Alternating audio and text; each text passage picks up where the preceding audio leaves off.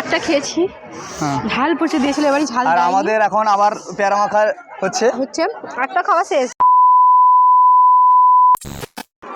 দীঘার উপরে 250 গ্রাম পেয়ারার দাম মাত্র 50 টাকা, মানে মাত্র নয়, আর যেটা আমাদের বাগানের কাছে সবসময় ঝুলে থাকে, আমরা খাই না। আর এখানে দীঘায় এসে আমরা পেয়ারা মাখা খাচ্ছি। আর দেখো টেস্ট কিন্তু ভালো করেছে, সেটা নিয়ে নয়। তোমার কেমন লাগছে?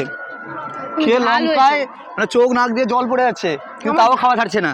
আর এখানে দেখো পেয়ারা আর এদের হচ্ছে যেটা মানে ফেভারিট জিনিস, সেটা হচ্ছে কদবেল, সব কিছুই পাওয়া যাচ্ছে এখানে, ঠিক আছে?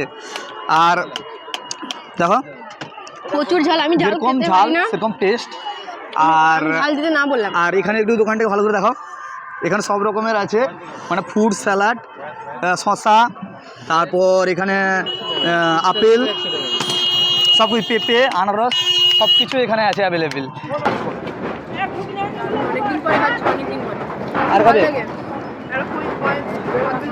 আর এখানে কদিন রাখা দিয়েছে এদের প্রিয় জিনিস। একটা খেয়েছি, ঝাল পড়ছে দিয়েছিল, এবারে ঝাল আর দেয়নি। আমাদের এখন আবার পেয়ারা মাখা হচ্ছে একটা খাওয়া শেষ, আবার এটা তো টেস্ট ভালো হয়েছে। আর একটা খেয়ে টেস্ট করবো, দেখি কেমন হয়। লঙ্কা হয়েছে কিন্তু জিভে আবার জল চলে আসছে, ঝাল প্রচুর, মাথা ঘুরিয়ে দিচ্ছে আমার। ঝাল দেয়নি একদম, তবেও দেখো ঝাল। আমাদের পেয়ারা মাখা রেডি। ও